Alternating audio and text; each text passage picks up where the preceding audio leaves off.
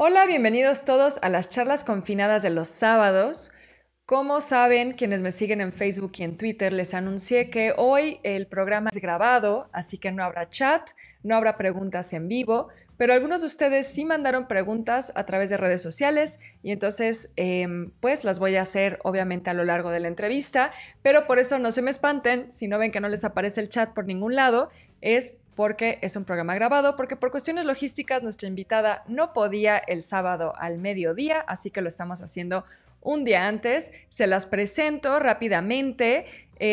Hoy tenemos el enorme gusto y placer de compartir este confinamiento con la doctora Minerva Anguiano. Ella es licenciada en Historia del Arte, maestra en Estudios de Arte, ambos por la Universidad Iberoamericana, máster en Lengua Francesa y doctora en Antropología Social, acreedora en 2 ocasiones de la beca FICSAC por excelencia académica, integrante del sistema de becarios de CONACYT en programas de excelencia internacional, es miembro del Sistema Nacional de Creadores Artísticos del FONCA en la modalidad de ensayo, precisamente desarrollando proyectos de escritura en torno al arte, la ciencia y el género, así que hoy justo de lo que vamos a hablar es su mero tema de investigación, medicina y arte.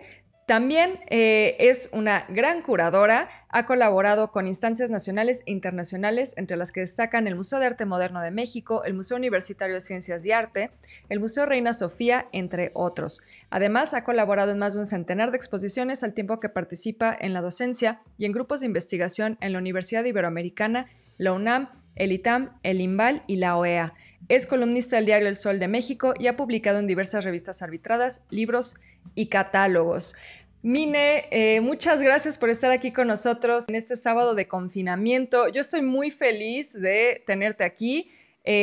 Para mis seguidores les cuento que Minerva fue una de mis maestras más queridas en la universidad y ahora es una amiga aún más querida, una persona muy, muy importante para mí.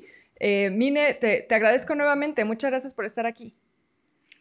Pues muchas gracias, Beca. A mí me da mucho gusto poder ver y seguirte. Siempre aprendo mucho de ti. También eres una persona muy importante, y es cuando te das cuenta que las aulas siempre trascienden, cuando hay algo más, inquietante que es el conocimiento, ¿no? Y bueno, pues muchas gracias por esa presentación tan bonita. No, muchas gracias por estar aquí. Y Mine, hoy vamos a hablar de un tema que, bueno, como sabes, este espacio de las charlas confinadas de los sábados surgió un poco a partir de la cuarentena como un esfuerzo por invitar a gente que está un poco más cercana al ámbito académico o que quizá está trabajando en instituciones como museos, editoriales, revistas, a que nos compartan un poco de su conocimiento y que pues nos ayude un poco a reflexionar sobre la situación actual y arrojar un poco de luz sobre lo que estamos viviendo.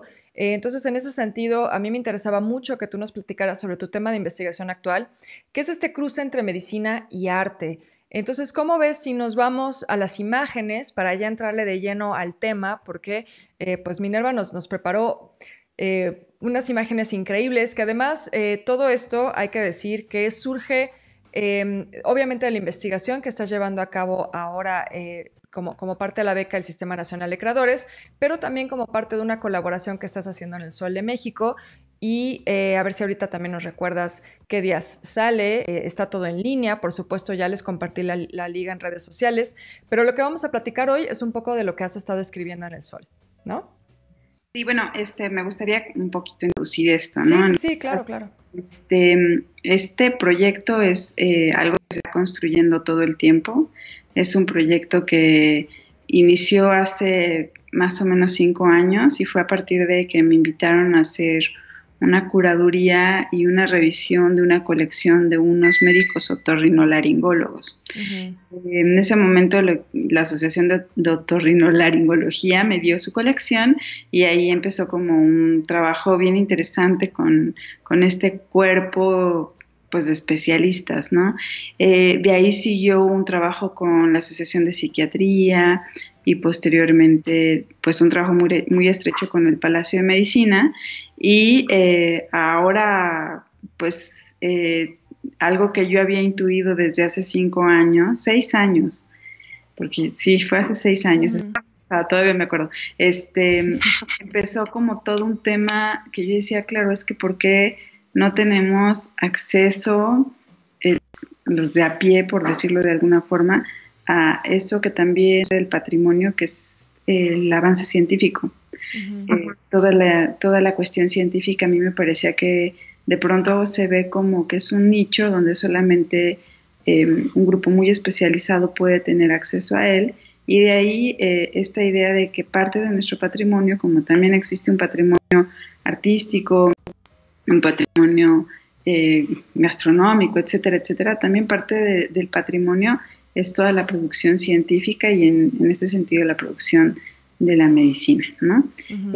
Entonces de ahí inicia, y una de las cosas que me llamaba mucho la atención o fue el inicio de todo esto es que por un lado hay como una idea de que la ciencia y el arte están divorciados, ¿no? Se ve como que muy exacto, el otro es algo muy sensible. Sí, etcétera. Como de alguna manera, digamos como que el pensamiento científico es totalmente racional y el artístico no, es completamente emotivo y subjetivo, ¿no? Y en realidad muchas veces las metodologías incluso se parecen mucho. Claro, de hecho, eso fue como uno de los hallazgos en mi investigación, y bueno, obviamente todo el tiempo tengo hallazgos, pero originalmente la ciencia y el arte eran como caminos que iban de la mano, no se podía pensar una sin la otra. De hecho, hoy presentamos tal vez a un Leonardo como un gran artista cuando él se consideraba un gran científico, ¿no? Un hombre de ciencia. No sé, incluso hoy podemos pensar en pintores que tenían como intención más el ejercicio de la óptica o de cómo funcionaba el ojo o cómo funcionaban los lentes, y terminaron haciendo obras que hoy se leen desde el campo de lo estético, que no está divorciado, finalmente todo está unido, ¿no? Pero bueno, esto inicia y a mí me llama mucho la atención justamente cómo es que las imágenes, hay una lectura que es la que se enseña comúnmente en una formación de historiador del arte, como la has tenido tú, la he tenido yo, y que es un campo que de pronto hace una lectura muy histórica, muy social, ¿no? Donde pone mucho en contexto lo que sucedió en la producción de estas imágenes, pero se están obviando otros elementos como preguntas que se pasan por alto, ¿no? Porque, por ejemplo, en un óleo del siglo XIII, una figura de una mujer tiene un seno hendido, ¿no? ¿Qué está registrando eso? Obviamente, pues con el paso del tiempo te vas dando cuenta que son registros de enfermedades a lo largo de la historia, ¿no? Y de ahí que hoy se puede hablar, por ejemplo, de cuándo se vio la primera representación del cáncer de seno, o cuándo se hizo la primera operación de cráneo abierto, y todo esto está dentro de estas imágenes. Claro, no, y también algo que tú has planteado que me parece muy interesante en ese sentido es cómo también incluso en los procesos, ¿no? Al final la primera herramienta del médico es la mirada, como también es la del artista. Claro, es la mirada, es que después se va integrando con otros sentidos, ¿no? Olfato, con el audio, con el tacto, y eso es como para mí lo que me llamaba la atención. Yo decía, tenemos algo en común los médicos y los historiadores del arte, ¿no? Que los médicos lo traducen en un lenguaje y nosotros en otro lenguaje, y creo que el lenguaje del arte hace de manera muy gentil una aproximación al público, y hace que tal vez el que ve estas imágenes pueda empezar a reflexionar en torno a la salud, a la enfermedad, al cuerpo, a los problemas que han tenido como impactos importantísimos en la sociedad. Y bueno, para muestra un botón, ¿no? Justo lo que estamos viviendo ahorita, ¿no? Sí, perdón, nada más, perdóname que te interrumpa rápidamente, pero es que ahora también recordé un proyecto que vale la pena recomendar a quienes nos están viendo, y es justo en esta colaboración que nos estabas comentando que has estado haciendo en el Palacio de Medicina. Quienes no conozcan el Palacio de Medicina, se encuentra en lo que fue la antigua sede de la Inquisición, en la Plaza Santo Domingo, en la Ciudad de México. es un museo de la Facultad de Medicina de la UNAM. Y tú ahí también tienes en la página web, para quienes nos están viendo, también lo pueden consultar desde casa, un proyecto también de divulgación que se llama Medicina en el Arte. Entonces, si entran a la página web del Palacio, la Escuela de Medicina, van a encontrar ahí también mucho de esto, ¿no? Un poco, como decías, cómo el arte nos sirve para entender ciertos procesos médicos o también viceversa, cómo el arte también se ha alimentado de cierta forma de la medicina. Claro, y bueno, pues el arte, bueno, de sus temas principales ha sido finalmente el cuerpo. Claro, la anatomía, ¿no? Todos los artistas, o bueno, casi todos han tomado clases en algún momento de anatomía, ¿no? O dibujo anatómico. Sí, o han tomado clases o se han robado cadáveres o han hecho Para algo. estudiarlos, sí, sí, sí. Al final tienen estos cuerpos, ¿no? Y parten de la idea del cuerpo y esto es súper importante. Entonces a mí me parece como, esa es otra línea de mi investigación, justo el cuerpo en la enseñanza de las artes y cómo es que el cuerpo ha sido realmente un lugar pues de tensión. ¿Por qué? Porque históricamente el cuerpo es el que se protege. El cuerpo es una representación, pues es el cuerpo divino, no eres la imagen y semejanza y no lo puedes llevar como a lugares así de despojo y por eso ha sido tan problemático el trabajo del cuerpo. Incluso hoy por hoy sigue siendo un tema, ¿no? Sí, de debate, sí, sí. ¿Qué hacemos con estos cuerpos, no? Y siguen siendo un tema de importancia en la historia del arte, ¿no? Pero bueno, si quieres, te voy a platicar rápidamente, bueno, no muy rápidamente, pero te quiero platicar justamente de esto, que es un trabajo en colaboración con el Sol de México, con la Organización Editorial Mexicana, donde yo me aproximé a mostrarles un poco lo que estaba haciendo en un ejercicio real de que sí creo que debe de tener mayor acceso la gente a esta información, ¿no? Esta información de las vacunas, de todas las enfermedades, porque lo que más hay es desinformación, ¿no? Claro. Hay mucha información porque también poder llegar a sintetizar todo este metalenguaje médico puede ser bastante problemático, ¿no? Divulgación de la ciencia, hay muy poca divulgación de la ciencia. En México en particular, ¿no? En México, pero también yo creo que en el mundo, o sea, uno está viendo las entrevistas que les hacen a los secretarios de salud en donde sea y son vitas, ¿no? O sea, dices, ¿por qué están preguntando esto? Y tiene que ver justamente porque hay que tener toda una elaboración de un metalenguaje, ¿no?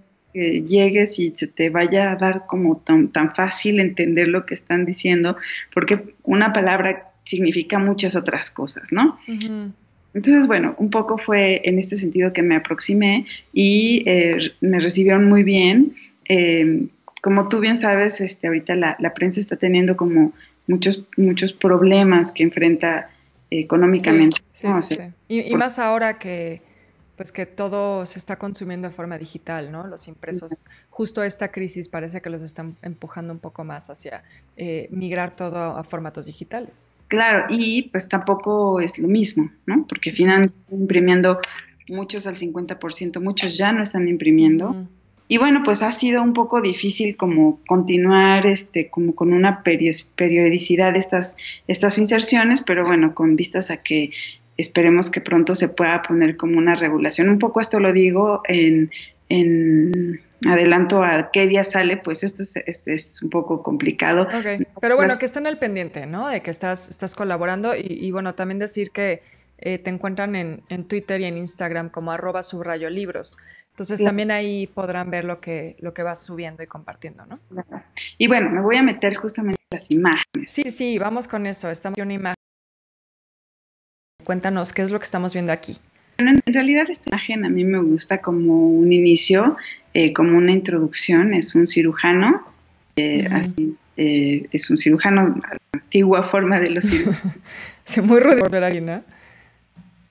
Ahora, de hecho, los cirujanos a veces eran aquellos que cortan el pelo. Sí, eran barberos, ¿no? Es algo que, por cierto, si recuerdan la charla confinada que tuvimos con Jorge Rizzo al principio de este proyecto, ya lo habíamos platicado ahí y pueden encontrar esa charla justo en las listas de reproducción del canal. Claro, porque pues es una idea muy interesante y esto también lo tenemos que tener como muy claro. Muchas veces nosotros estamos frente a algo y pensamos que es igual, pero no, en el Ajá. tiempo cambió por completo. Entonces, este es un cirujano, es una imagen que muy probablemente se deriva de, ya sea de una narración que le llegó al artista, de la piedra de la extracción de la piedra de la locura del Bosco, Ujú. y que, o que probablemente sí, pero como ese cuadro fue muy emblemático, al final del día se empezaron a procesar demasiadas imágenes a nivel de grabado. Ujú. Estos eran como algo mucho más fácil de circular. No creo que fuese fácil, o sea, porque tampoco es que hubiese, Sí, fácil entre comillas, ¿no? claro, pero no requería tener que estar desplazándose al lugar y esto hacía que mucha gente tuviera acceso a estos nuevos conocimientos científicos, ¿no? Ujú. Y en este caso, la locura, la piedra de la locura.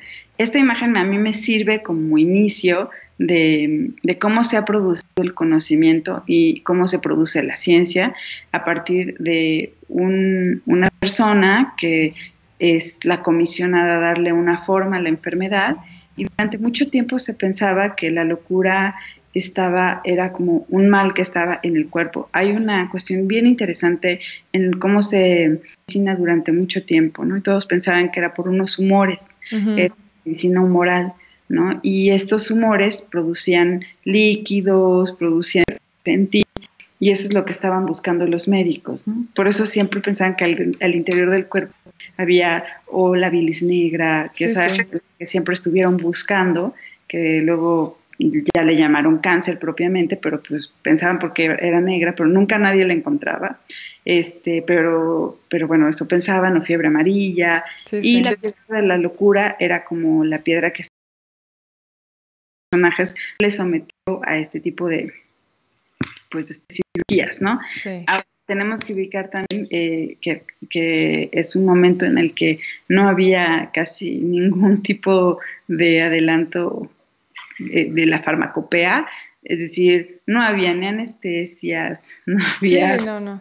suturas, no había nada, entonces era como una firma y un pasaporte a la muerte, ¿no? Esto es. Ujú. Pero la imagen a mí me funciona como un pretexto para iniciar la exploración de esta medicina y solamente me gusta porque es justamente portable, ¿no? Había un interés que no era nada más de contemplación, sino también de divulgación, de una manera entendida como lo que hoy comprendemos, ¿no? Sí, Que sí, claro, claro. Claro, porque estas estampas circulaban tanto en libros como en hojas sueltas, ¿no? Entonces eso, como dices, lo hacía portable. claro, entonces eso me gusta porque sí hay como una intención de las imágenes que se producen con fines médicos que es para que le sirvan a los demás, ¿no? Si Ujú. quieres, vamos a la siguiente beca. Ok, vamos a la siguiente imagen entonces. Y esto es justo una pieza que uno puede encontrar en el Palacio de Medicina, en la sala de ceras. Ujú. Efectivamente, fíjate que tuve oportunidad de leer una de las preguntas que hacían, que nos hicieron favor de llegar, Sí, y sí. preguntaban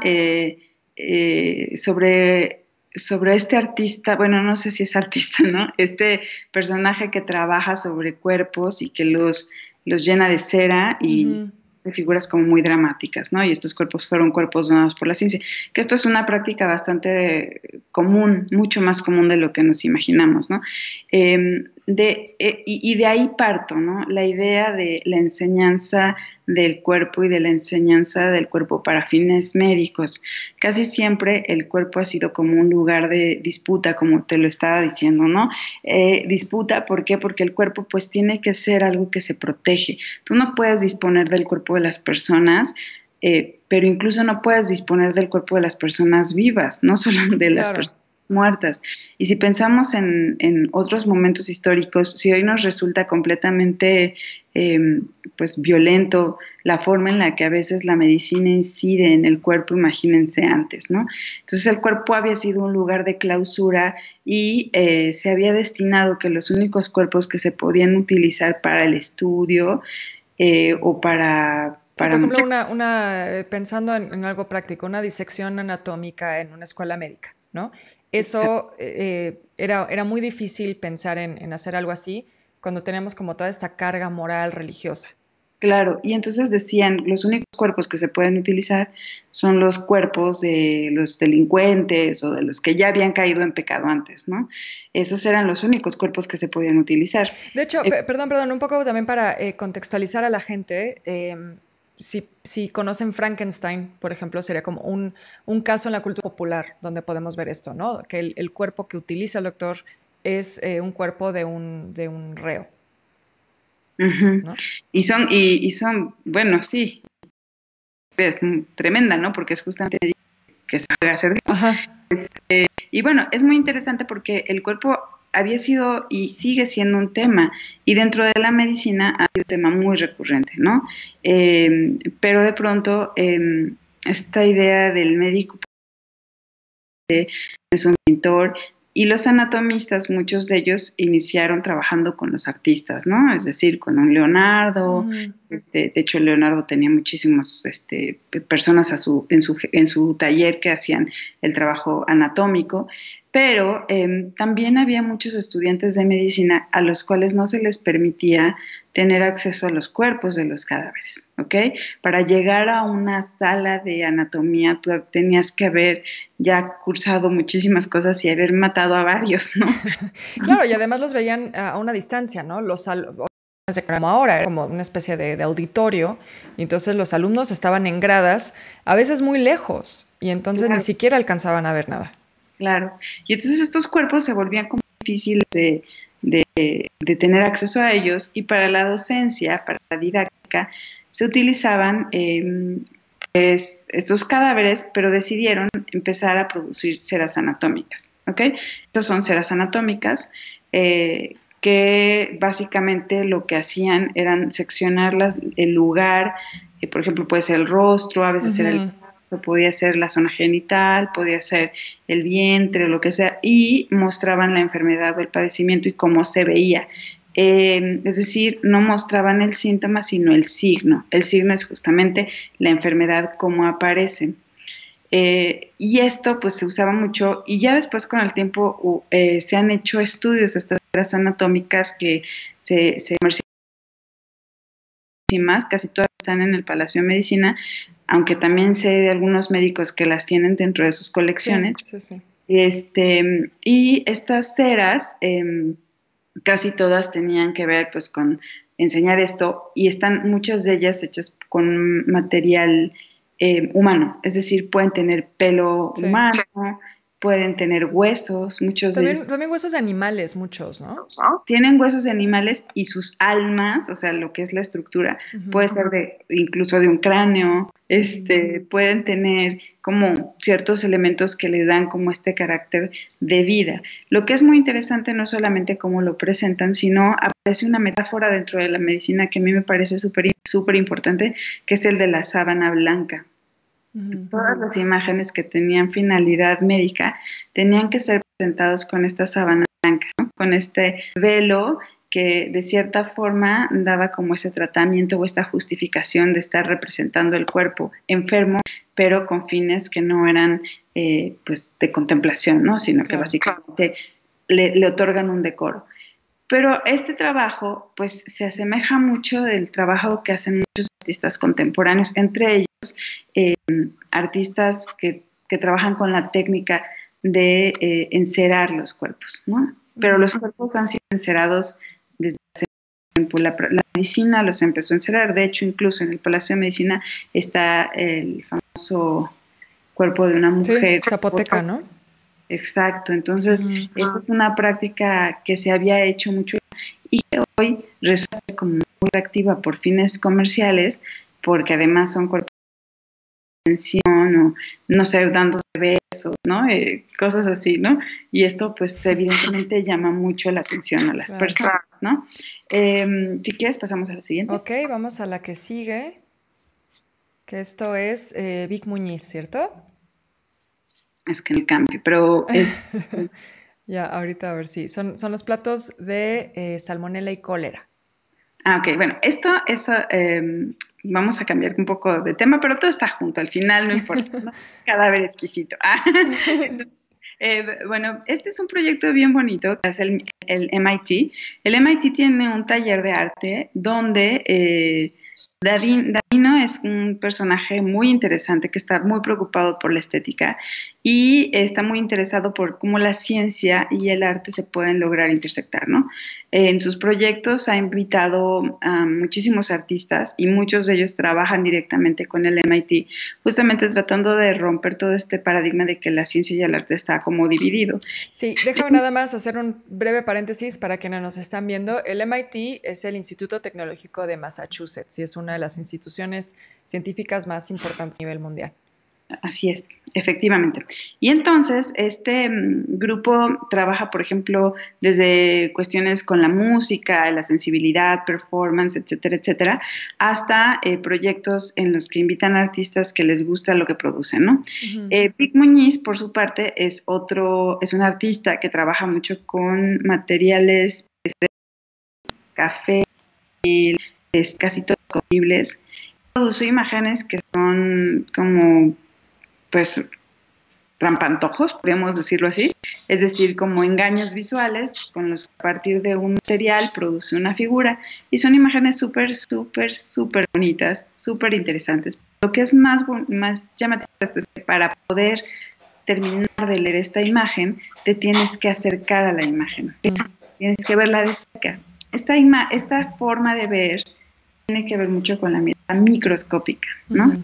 La mirada microscópica es esta justamente que te tienes que aproximar y entre más cerca estás, más puedes ver, que va en contraposición con la mirada que el arte en gran medida ha postulado que es la macroscópica, ya sea porque pues es un lienzo de 7x12 o yo qué sé, o porque tienes que verlo de lejos, ¿no? De hecho hay toda una actitud ante la contemplación de la obra de arte. Sí, también hay que decir que durante mucho tiempo el arte era para fines religiosos o políticos, ¿no? También, entonces creo que lo que se tenía que representar era una escena bíblica o era una escena de alguna batalla importante del rey en turno. Entonces eso también hacía que las proporciones de las obras fueran muy grandes y que las imágenes que veíamos tenían que ser también de esa proporción, ¿no?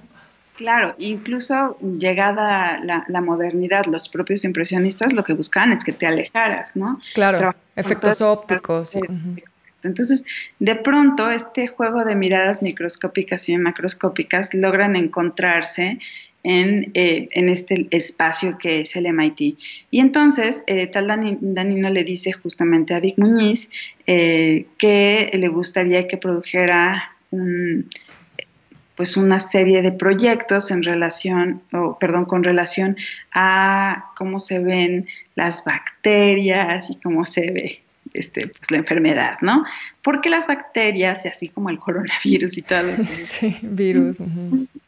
¿no? Son súper bonitas, o sea, tienen unas formas de fractales infinitos que son muy orgánicas, ¿no? Pero también esto siento que tiene un poquito de sentido del humor perverso detrás, ¿no? Porque justo o sea, son platos, ¿no? Que es como de donde comes, y son salmonela y cólera, que son, pues, enfermedades que te dan justo por comer cosas digamos, insalubres, ¿no? En condiciones insalubres. Claro, y de hecho, cuando Vic Muñiz hace el proyecto, se reconoce que se va a buscar más las enfermedades que son de su zona, ¿no? De Brasil. Claro. Pues de qué se enferma más la gente, pues de eso, ¿no? De cólera y salmonela. Sí. En México igual, o sea, tenemos ya una resistencia a la salmonelosis y a la cólera. Ya tenemos nuestros propios bichos en la panza, bien alojaditos, ¿no? Yo ya padecí la salmonelosis, por ejemplo. No, claro, ¿no? Yo también. Creo que todos los mexicanos hemos tenido salmonelosis, ¿no? Entonces, exacto, le pide que haga este proyecto y Vic Muñiz dice, claro, por supuesto que lo voy a hacer, y se le ocurre hacerlo en unos platos. Y como tú bien dices, Beca, pues es como medio irónico porque están muy bonitos los platos y o sea, sí son platos como que podrías poner para decorar, sí. Pero también sería como muy extraño que tú pusieras a decorar en tu cocina o en tu comedor con enfermedad. O haces una cena y pones esos platos para que la gente coma de ellos. Digan, qué bonito, sí, claro, es un plato de salmonela, ¿no? Entonces es un juego no solamente con lo microscópico y lo macroscópico, sino con lo con lo que consumes, cómo lo consumes, y pues fue una serie de platos que se vendieron, o sea, se vendían para que ya sea que los cuelgues, los colecciones o comas en ellos, ¿no? Ok.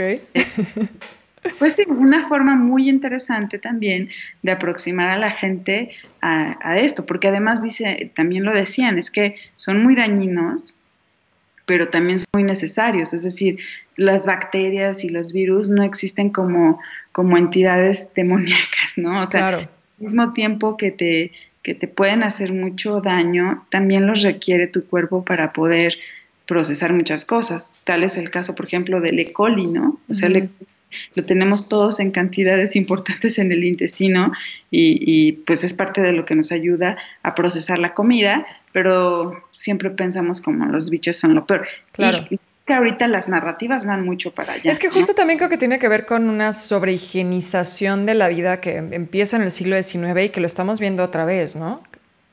Y ahora va a estar peor. Claro.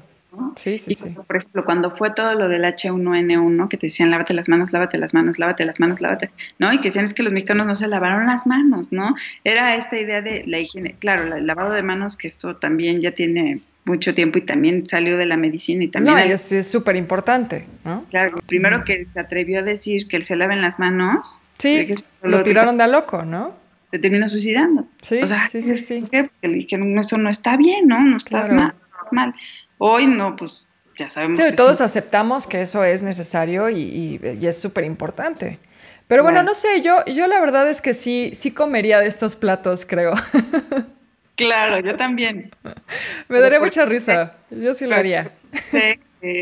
Sé que no me estaría enfermando. Sí, o no. claro. Pero igual hay gente que la daría cosita, ¿no? Por supuesto, ¿no? Te sugestionas. En un mercado como el norteamericano. Claro. Y tengo que aclarar, porque, por ejemplo, una de las cosas que es muy interesante en Estados Unidos es que usan mucho estas máquinas para lavar platos, ¿no? Los lavaplatos, que son con un calor impresionante. Cuando llegan a otros lugares como México, que no tenemos esa práctica, sino que lavamos con el sacatito 45,000 bacterias y dejamos escurriendo los platos, o los secamos con una toalla, pues evidentemente están llenas de microbios y bacterias y por eso somos un poco más resistentes. Sí, por eso les da la famosa venganza de Moctezuma, ¿no? Que la venganza de Moctezuma no es de Moctezuma. Pero, entonces, en una sociedad donde el plato tiene que haber pasado por no sé cuántos millones de procesos de higienización, sanitización.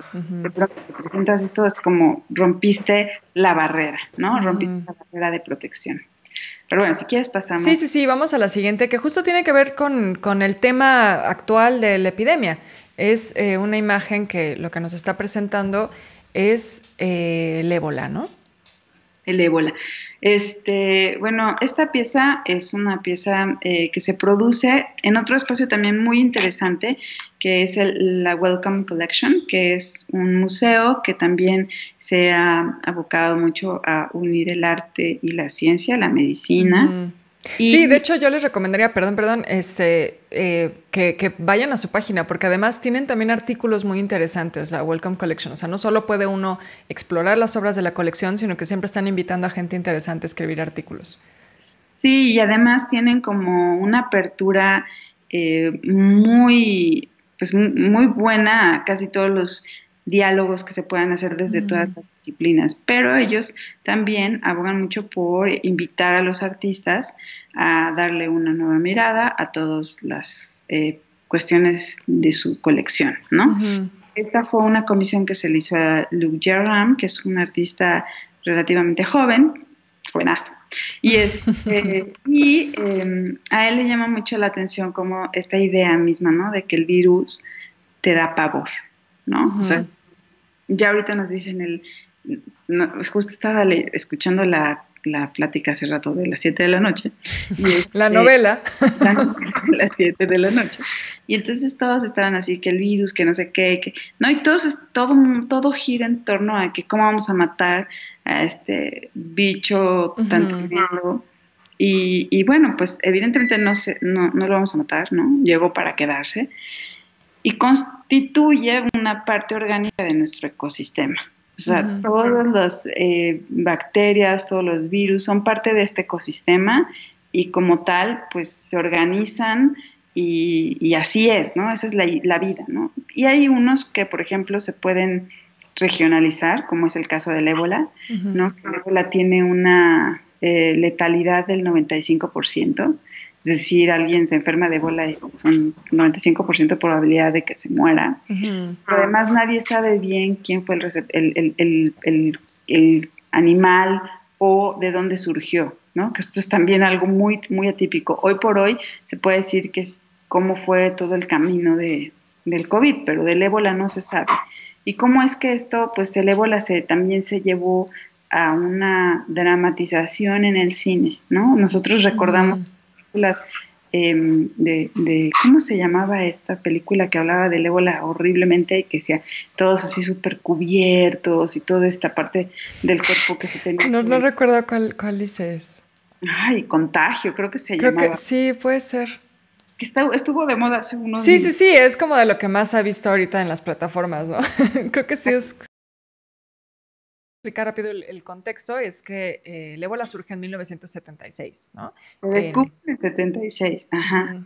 ujú, Pero lo descubre alguien, pero yo creo que fue mucho antes, porque igual y ya había habido, pero ¿en dónde da? En lugares, en ébola, sí, Sudán, ¿no? en el Congo, zonas, pues que económicamente están muy golpeadas, pero también, pues tienen, mucha gente tiene, pues poco interés en lo que sucede Sí. ahí. No, y Entonces, no, además, sí, sí, sí, o sea, está como marginalizada, digamos, en muchos sentidos, en tanto económicamente como de los discursos, de la investigación, ¿no? Está como casi completamente invisibilizada. ujú, efectivamente. Entonces, ahí empiezan a descubrir un médico ve qué está pasando y se lo empieza a cuestionar y bueno, le da pues toda una importancia. Hay brotes, ¿no? Eventualmente hace 2 años fue el brote más fuerte Ujú. que hubo, pero se ha regionalizado. Las enfermedades se pueden regionalizar o como muchos, por ejemplo, muchos coronavirus se han regionalizado, por ejemplo, en el Medio Oriente o cosas, Ujú. Sí, a o veces cuando uno viaja necesita ciertas vacunas especiales para esa región, ¿no? su cartilla de vacunación, Ujú, exacto. ujú. Porque yo sí creo en las vacunas, pero, Sí, claro. Aquí creo que en esta comunidad youtubera todos creemos en las vacunas. ok, bueno, yo nada más lo quería decir, yo sí creo. Y entonces, una de las cosas que llama más la atención es que, bueno, hay muchísimo estudio de cómo está conformado el ébola, ¿no? Y esta es una figura del ébola que la produce el artista con cristal y le quita todas las cargas, pues, que tiene el patógeno, por decirlo de Ujú, alguna ujú. forma. Es decir, no tienen una carga negativa, porque solo es la pura forma y toda su organicidad. Y lo utiliza con vidrio porque dice, por un lado, es es muy, pues se puede romper, o Romper sea, es frágil. Tienes la idea de que en cualquier momento puedes romperlo y como que psicológicamente crees que estás destruyendo el problema, ¿no? exacto, pero pues es algo que está ahí, es orgánico, es muy interesante porque es el juego de la fragilidad, pero también de lo que te impone, de lo que te da miedo. Es un trabajo que él va haciendo así. Hoy por hoy se sabe que hay muchos adelantos con relación a la observación de este tipo de células o de patógenos o de virus o de bacterias. Y uno de los descubrimientos más recientes, que también ha sido publicado, es que en la observación de la forma han visto que la proteína, en el trabajo de la proteína podrían producir una vacuna. Ujú. Pero aquí viene otro problema. ¿A quién le interesa una vacuna que solamente le va a llegar a un país que no tiene dinero para pagar esa vacuna? Claro, sí, ¿No? sí. Entonces es otro tema, ¿no? Porque obviamente todos nos surge la del COVID, Claro. No, y pero bueno, y ahí entra este tema que yo sé que a muchos les molesta, que es el neoliberalismo, y a la gente le molesta que hablemos mal del neoliberalismo, pero pues ahí está, ¿no? Si todo lo dejas a los mercados, sucede esto, que cuando tienes a una comunidad que no puede pagarlo, pues a ninguna farmacéutica le va a interesar producir esa vacuna, ¿no? por supuesto, o sea, ahora vemos que los mayores adelantos, hoy leía, ¿no? Que Oxford y AstraZeneca ya llegaron a un acuerdo multimillonario para la producción de la vacuna del COVID, Ujú. cada vez más cerca, pero justamente ¿por qué? Porque va a tener un impacto económico, pero Claro. incluso en países como México hay desarrollos de vacunas, pero no hay quien las quiera producir Sí, porque porque son vacunas para enfermedades que dan en comunidades muy pobres, ¿no? exactamente. Y eso es un poco el tema del ébola.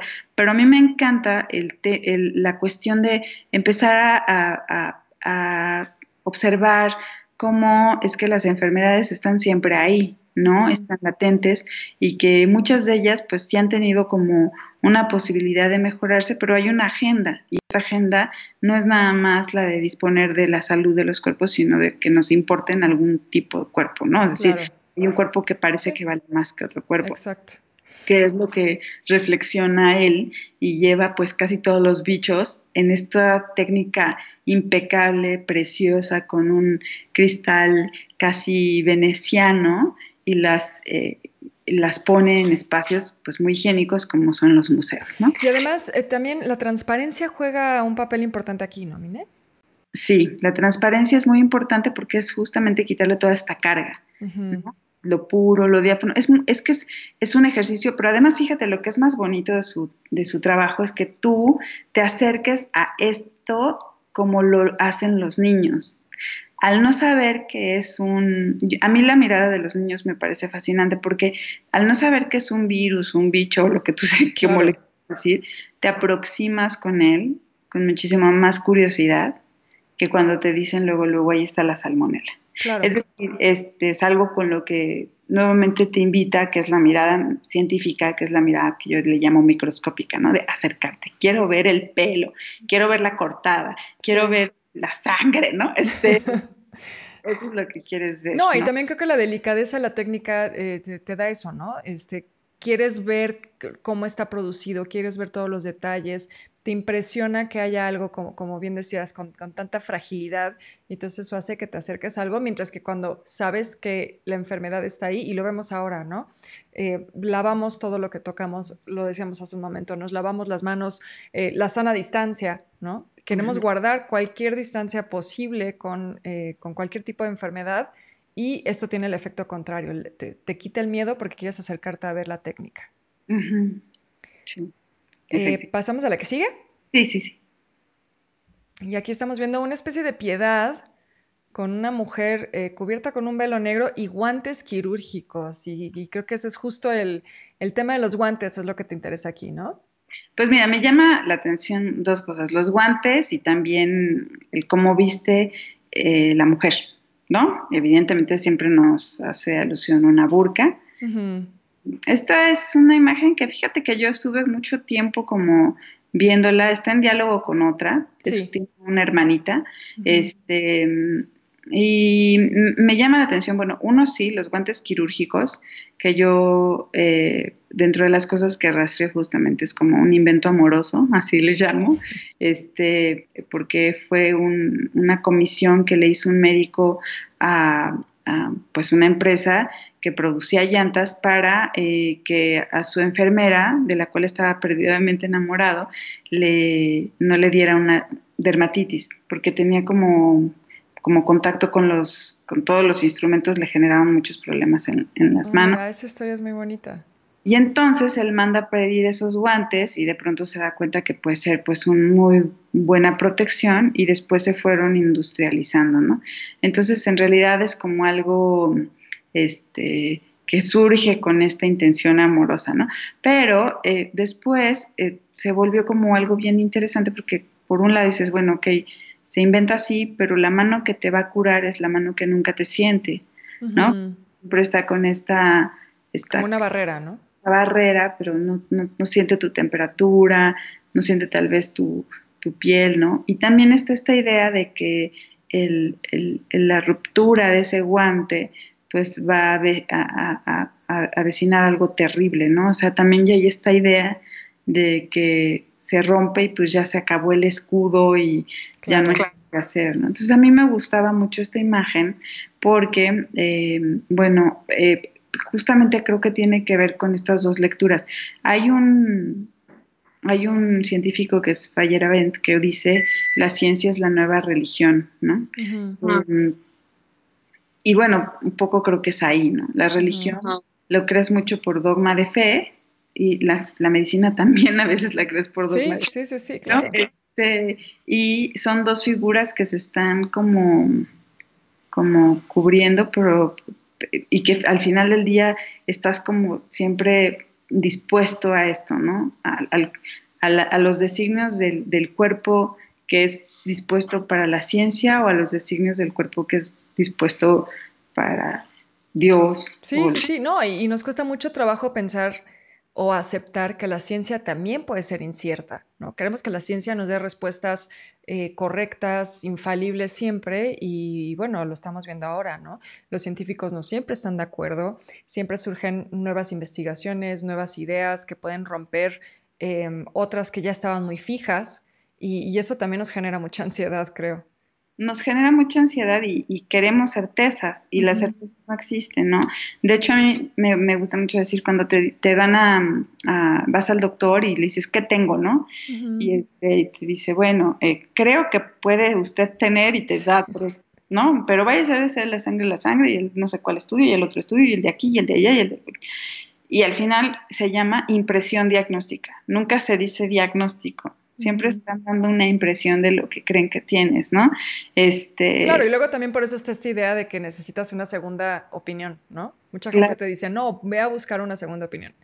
Ay, es que este cuate no sabe, es un Es gente, exacto. solo quiere el dinero, es que no sé qué, es que no sé cuánto, Ajá. es que está muy joven, es que está muy viejo, es que, o Sí. sea, al final del día siempre hay como una duda, ¿no? Entonces, a mí esta imagen me parecía como muy interesante. Es una imagen que también hay varias representaciones de los guantes. Vuillard tiene una de ellas, pero esta es como lo que yo llamo como una piedad contemporánea, ¿no? Ah, y bueno, creo que, perdón, no dijimos el nombre del artista, es Oda John, ¿no? Joan es una joven, es una pintora, este, Belga, que ¿no? es belga, Ujú. exacto, aunque ella no radica ahí, pero bueno, es musulmana, ella tiene como mucho, hacer muchísimo como contacto con esta enfermedad, digo, con esta religión, y bueno, por eso es que decide representar esta burka y que también tiene que ver como la otra que es su hermana una se llama Sin Título y esta que se llama La Caricia, y Ujú. que son muy interesantes porque hacen alusión justamente a la muerte, a lo impostergable, pero también tiene que ver pues con los fluidos mortales, como con una piedad contemporánea, alguien que el cuerpo que ya está yaciendo, pero al mismo tiempo no sabe si lo está terminando de asfixiar o no. Es Ujú. una imagen que parece, es búlgara, perdón, que parece que está jugando con todo esto, ¿no? Oye, y a mí, perdón, pero de cierta forma también, o sea, siento que obviamente hay una carga de género muy fuerte aquí por el tema de la burka, pero a mí de pronto como que me recuerda a la imagen del IMSS, ujú. como esta idea de la mujer que es, ¿no? La madre, que es la que te protege, es la que te cuida, es la que pues te cuida cuando estás enfermo, te hace tu sopita, ¿no? O sea, como todas estas ideas que tenemos un poco de que cuando te enfermas quieres a tu mamá, ¿no? Ujú, exacto. Y tiene que ver con la idea también, pues, de la patria y del, ¿no? De Ujú. muchas cosas, ¿no? Es como, a mí te digo, me costó un poquito más de trabajo, como que entre más regreso a esta imagen, más le saco cosas. Es un ejercicio, creo que muy crítico con la práctica médica y con la práctica religiosa. Y evidentemente, pues, donde dice, las dos, tanto la médica como la religiosa, están amenazados por lo mismo y es justamente por la enfermedad donde traducimos la enfermedad a la muerte, ¿no? O sea, esta Ujú. idea de salud y enfermedad, pues dicen otros, no, no es salud y enfermedad, es salud o muerte, no hay Ujú. otro camino, ¿no? Eso es lo que algunos dirían. Ok, vámonos entonces a la siguiente imagen, porque ya solo nos quedan creo que 15 minutos, quizá un poquito menos. Nos quedan 12 minutos, me están diciendo aquí. Y este es un tema que me interesa muchísimo porque es un periodo en la historia que me encanta, es un grupo de artistas que también me encanta y son los prerrafaelitas. Estamos viendo aquí una imagen de Rossetti y esto tiene que ver con una enfermedad que también tuvo ciertos brotes epidémicos. Es una enfermedad que creemos que está erradicada y que también estuvo muy idealizada y es la tuberculosis. Sí, de hecho, ayer estaba leyendo que la enfermedad respiratoria que más vidas ha cobrado durante este año ha sido la tuberculosis. Sí, Es, de hecho, fíjate que yo hace poco leía, pero ahora no recuerdo exactamente la referencia de dónde fue, que el problema que tenemos un poco con la tuberculosis es que es una enfermedad que se cree que ya está completamente erradicada. Como hay vacuna, se asume que todo el mundo está vacunado y que esa enfermedad ya no existe, Y entonces lo que los propios médicos ya no saben diagnosticarla, entonces que muchas veces a la gente le dan diagnósticos de asma o de alguna otra enfermedad respiratoria, pero un poco menor, y entonces realmente nunca dimensionan la gravedad de lo que tienen. Claro, y de hecho hay muchos pediatras que ya dicen que no vacunes a los niños de tuberculosis. Bueno, y en la Ciudad de México también hace poco hubo un estudio de que en los barrotes del metro encontraron tuberculosis, entonces creo que sí hay que seguir vacunando. Sí, no, bueno, definitivamente. En los barrotes del metro debe haber todo, ¿verdad? Hasta lo que no te imaginas. Bueno, a mí me gusta mucho esto porque durante mucho tiempo, como tú bien dices, la tuberculosis fue como la idea romántica. El cuerpo se enfermaba o sea, la enfermedad tiene estigmas, ¿no? Vamos a ponerlo de esta forma.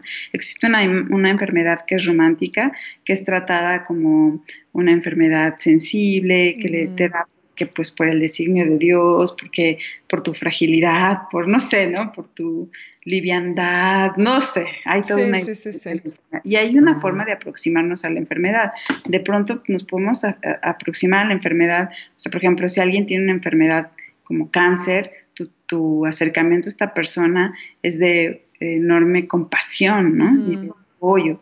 Y hay otras enfermedades que son enfermedades de estigma, es decir, enfermedades que se han pensado como la consecuencia de tus malos actos, ¿ok?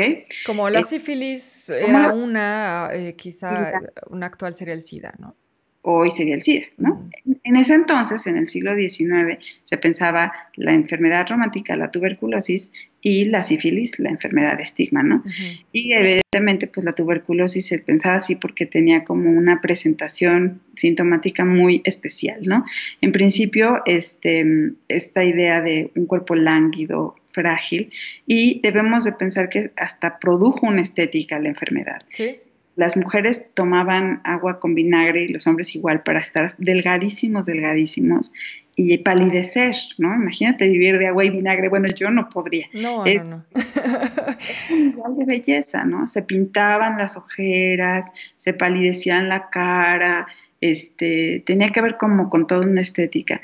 Y evidentemente, pues esto tenía que ver con otra cosa que era una crisis de la época, que era la sensibilidad, ¿no? Solo los sujetos sensibles podían enfermar de tuberculosis. Claro, y también en el caso de las mujeres, este ideal de belleza de la mujer débil, ¿no? Que es como la clásica mujer victoriana, ¿no? Débil, delgada, pálida. Si piensan en referencias en la literatura o en las películas mudas, eran estas mujeres que se desmayaban por cualquier cosa, ¿no?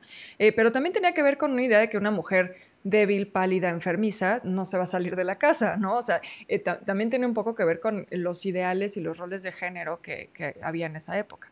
Claro, claro, y por supuesto que pues sí, fue como perfecto, ¿no? Porque además también tenía que ver con la época victoriana, que como tú dices, era esta doble moral, ¿no? Y bueno, pues llama mucho la atención porque como todo encontraron su lugar de enunciación los artistas y se les llamaba la tuberculosis, se le llegó a llamar como mal del artista en algún momento, ¿no? Mm. Es decir, solamente a los supersensibles les da.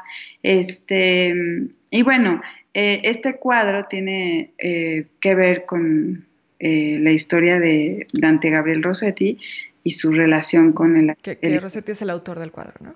ajá, Ujú. bueno, y su relación con Elizabeth Sidal, quien sí padecía tuberculosis, no por que ella quisiera ser romántica, sino porque vivía en barrios como bastante hacinados y el Mm. hacinamiento pues sí puede ser. En Londres, hay que decir que los prerrafaelitas, perdón que te interrumpa, pero para ubicar a quienes nos están viendo, eres un grupo de artistas que surge en Inglaterra, digamos como en el último cachito del siglo XIX, ¿no? Como en la última mitad.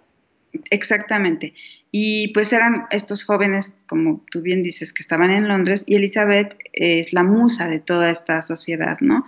Se convierte en la musa y ella sí enferma y esto produce una cuestión fatídica que es la muerte de su hijo en cuanto nace, Ujú. el hijo que tenía con Dante Gabriel. Esto obviamente se desata en todo un espíritu de la época que además hace que ella se suicide.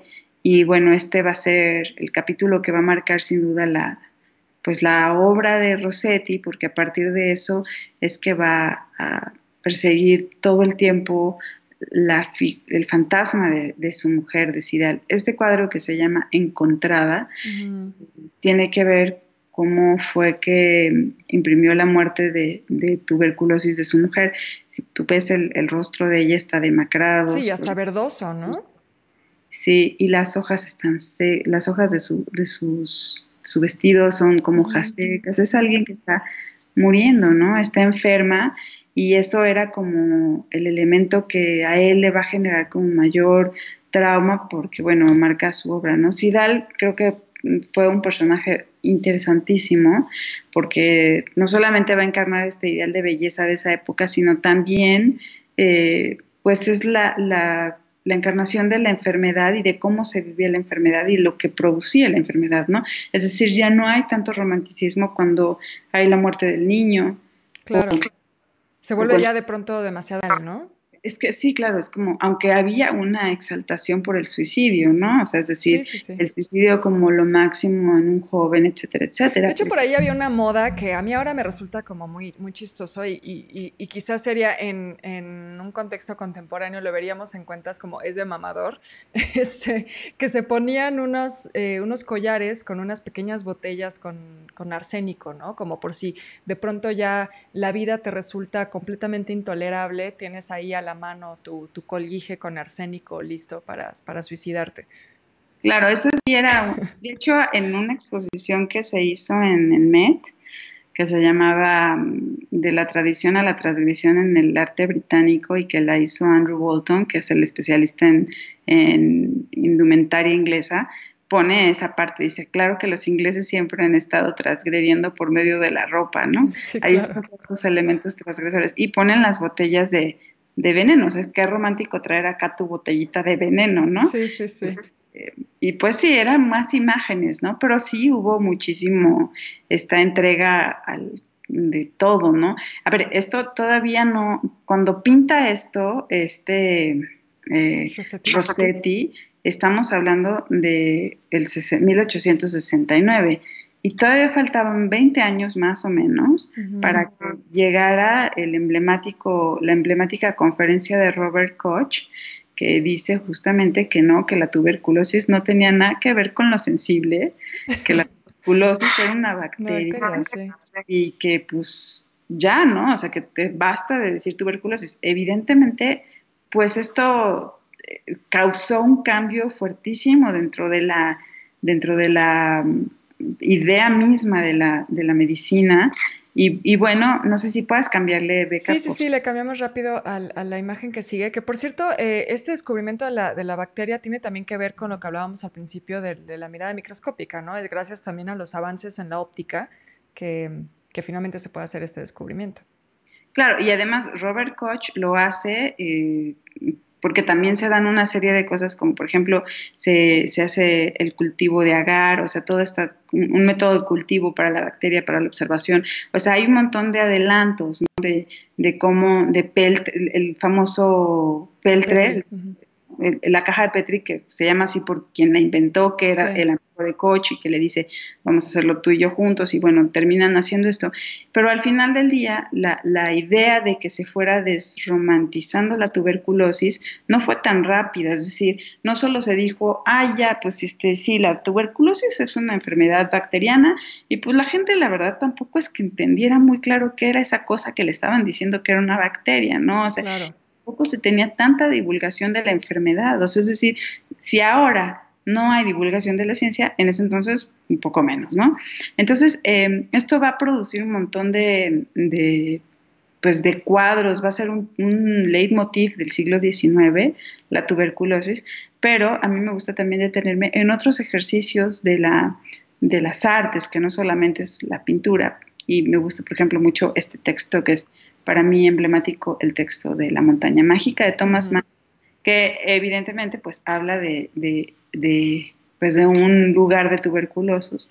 Él se va a Davos, Suiza, porque su esposa es diagnosticada con tuberculosis y se la lleva y ahí él también se contagia y para él eso marcó su vida porque evidentemente pues no fue lo mismo, ¿no? Cuando empezó a ver cómo se vivía en una montaña, porque en algún momento se pensó que la solución para la tuberculosis era cambiar de Sí, altura. no, y el aire fresco, ¿no? Frío, ajá, un aire frío a cierta altura, donde no hubiera contaminación, ¿no? Hoy nos dicen que no, que la altura en realidad puede hacer peor las enfermedades respiratorias, Ujú, ¿no? ujú. Sí, sí, sí.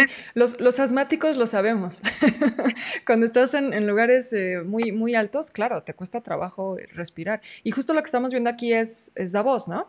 Es Davos, es un hospital, no es el sanatorio, digo, no salen fotos de la esposa Ujú. de Thomas Mann, pero es un sanatorio porque una de las prácticas comunes que hacían en estos sanatorios o estos hospitales para tuberculosis eran sacarlos todos los días a tomar el aire, ¿no? Era Sí. parte de su terapia. De hecho, era la terapia del aire y con Sí, esto sí, se sí. veía De una. hecho, a quienes me siguen por el foco, seguramente recordarán cuando hicimos los programas en Tlalpan, ahí nuestro invitado nos explicaba, Iván, que el hecho de que esté en Tlalpan, el Hospital de Enfermedades Respiratorias, tiene que ver precisamente con este antecedente del Hospital para Tuberculosos, que se hizo en Tlalpan porque como estaba lejos de la ciudad en ese momento y era una zona boscosa, se creía que el aire fresco de Tlalpan los iba a curar. Claro, porque era el aire, ¿no? Mucho Ujú. te da por el aire. Entonces es bien bonito, sí. Fíjate que lo del hospital no lo sabía, pero qué buen dato. Me acabas de. Pues, Entonces, por eso hay que ver el foco, Pine, porque te enteras de esos datos.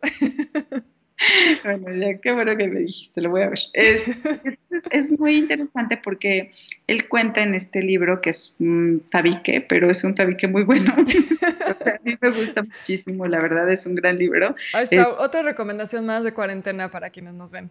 Ajá, y cuenta la historia de un personaje que se llama Hans Castorp, que es el que se enferma. Él es muy joven y llega ahí y empieza a contar qué es lo que pasa y cuenta cómo se va enfermando. Y también ahí hay una cuestión romántica y el final es tremendo porque no sabes exactamente qué va a pasar con Hans Castorp, pero él va viendo cómo va muriendo la gente que está ahí, ¿no? Es decir, Claro. de cierta forma deja dibujado que no hay una solución en estos, pues, exponer a estas personas al aire, ¿no? O sea, como que lo deja sentado y sí deja como muy bien definido el abandono de las familias, de muchas de estas familias en estos espacios como para que se mejoren, ¿no?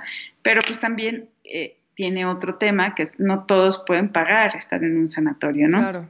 Y las imágenes pues son súper bonitas porque también él empieza como a preguntarse en el libro qué es estar enfermo, qué se siente la enfermedad, cómo se siente la enfermedad, por qué él dice que le dicen que está enfermo y no entendía que estaba enfermo o por qué de pronto apareció como tal. Y bueno, es un texto que de cierta forma pues no romantiza la enfermedad, pero tampoco la desmonta. Hoy por hoy es muy difícil que alguien te diga que la tuberculosis es romántica. Hoy por hoy tal vez encontramos otro tipo de formas de romanticismo como pensar que a ti no te va a pasar porque tienes muy buenas defensas, yo qué sé, ¿no? Sí, sí, sí, claro. O esta idea de que las vacunas no son tus enemigos, ¿no? Y que Ujú. volver a lo natural y que tomes, Claro. yo qué Sí, sé, eso claro que es una forma de idealización, ¿no? Pensar que ya en la naturaleza, ¿no? Sí, que en tu cuerpo naturalmente tienes lo que necesitas para sobrevivir. exacto, y a lo mejor si te dicen, no, pues hazte un tofu, y yo qué sé, ¿no? Y germina Un tu té semilla de tila. de tila, o yo qué sé, o Ajá. bueno, iba a decir un chiste, pero no lo voy a decir. Pero pues es eso, es una idea romántica de pensar que te vas a sanar, ¿no? Yo conozco una amiga que piensa que nunca le dan infecciones de garganta y solo toma test. Claro. ¿Quién será? Me pregunto. Oye, ya nos estamos quedando sin tiempo, Mine, pero hay algunas preguntas. Ya respondiste una que hablaba sobre las exposiciones de Gunther von Hagens, pero quiero... Bueno, nada más quiero decir, Sí, sí, Gunther, sí. yo, perdón, y un poco por esa pregunta, sí, justo, de Gunther, yo no, tengo muchas dudas más éticas en relación a este Sí, tipo de muestras que no son ni siquiera como dudas artísticas, porque yo no lo planteo como en el espacio artístico. Creo que sí hay un tema ahí interesante a discutirse de cómo puedes tú manipular los cuerpos de personas que aunque los hayan donado para la ciencia y etcétera, sean expuestos de esa forma, ¿no? Sí, sí, sí, sí. Y que también, pensando en un caso mexicano que recientemente estuvo en las noticias, también las momias de Guanajuato, creo que tendremos que empezar a preguntarnos cómo los exponemos, ¿no? Claro. Sí, no, Em, muchos de esas cosas que dices, pues bueno, y entonces yo sé que la pregunta es ¿a quién le pertenece el cuerpo, no? Pero pues no sé si la solución sea como que pues ya nadie, ¿no? claro. Hay unas discusiones también muy fuertes en todo lo que es la bioética, por ejemplo, de las personas que congelan sus óvulos o sus espermas y que los bancos dicen, ¿y qué vamos a hacer con estos óvulos o estos espermas? Ujú.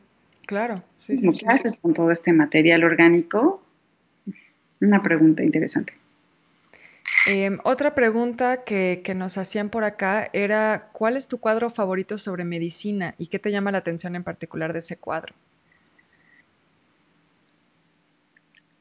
Pues es que no son como cuadros que estén propiamente hablando de medicina, ¿no? Es decir, me gusta casi todo. Por ejemplo, hoy mismo estaba pensando en un cuadro que el que estoy hablando y que estoy estudiando mucho, pero que a nadie le interesa, que es un cuadro que está en un, pues sí, es la verdad, porque Que a está nadie le interesa.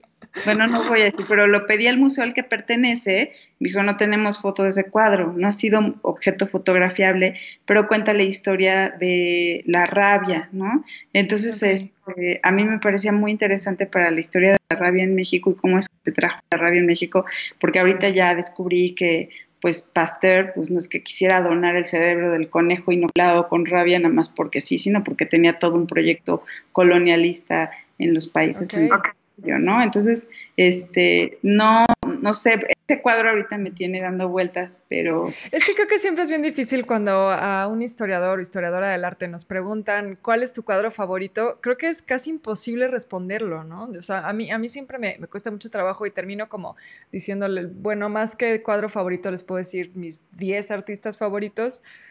No sé, a mí siempre se me hace muy difícil responder ese tipo de preguntas. no, ahorita estoy haciendo cosas de rabia, entonces ahorita estoy pues clavadísima con la rabia. Ujú. Todas las estampas, por ejemplo, en Londres la rabia dio muy fuerte. Entonces hay un montón de estampas de rabia en Londres que pobrecitos perros los y de hecho tuvieron que hacer una ley para que la gente no matara a Ok, los que han sido mordidas por perros rabiosos, porque la gente los agarraba a palazos. Te mordió ok. un perro Y rabioso, ya. estaban a la gente.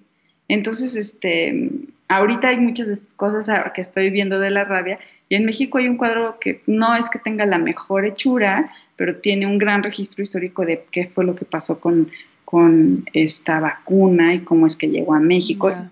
La realidad en México se produjo y se produjo porque Pasteur se la dio a un famoso médico que luego no le cumplió su promesa. Pero bueno, Ahora, qué chismes, ya. Ojalá escribas algo sobre eso para que lo podamos leer en el sol. Pero bueno, un poco siguiendo esta pregunta, te decían, ¿qué te llama la atención en particular de ese cuadro? Quizá no, ya que no hay un cuadro favorito, pero tal vez nos puedes decir qué es lo que te llama la atención justo en este proceso de investigación que te hace pensar esa obra de arte es algo relevante para este proyecto. pues normalmente me gusta mucho cómo es el trato del cuerpo, cómo se refieren al cuerpo, me parece que es algo interesante, y el cuerpo enfermo, Ujú. cómo se describe el cuerpo enfermo. Y también me gusta mucho las miradas microscópicas y las cosas que utilizan materia orgánica, las lágrimas, Ya. ¿no? Como ese tipo de cosas me llaman muchísimo la atención. Los huesos y Mm. como toda esa parte me parece como muy atractiva. Bueno, pues muchas gracias, Mine, por esta charla confinada. Yo la disfruté muchísimo. Espero que ustedes que nos están viendo en casa también la hayan disfrutado mucho. Em, Como saben, no fue en vivo, así que no pude poner sus preguntas o, bueno, hacer sus preguntas como parte de la transmisión. Pero recuerden que este video se queda aquí en YouTube para siempre, por el resto de la eternidad. Y entonces, déjenos ahí también comentarios y preguntas. y yo trataré de responderles. Si me atoro con alguna pregunta, consultaré con Minerva para poderles responder a todos. Y bueno, recuerden también darle me gusta y sigan a Minerva en Twitter y en Instagram, está como @subrayolibros, porque precisamente siempre subes, Mine, textos, fragmentos de libros que estás leyendo y es muy interesante también tener como esa lectura compartida contigo. Entonces, síganla ahí. Últimamente no comparto ya nada porque se me olvida que tengo que compartir. Me voy a aplicar, les juro que me voy a aplicar. Se te olvida que tu @ es @subrayolibros y ya no subes libros. Soy muy mala para todo esto De de... las redes sociales, pero no importa, no importa. Sí, de todas formas subes cosas interesantes y chistosas y que seguramente los seguidores de este canal de YouTube disfrutarán también.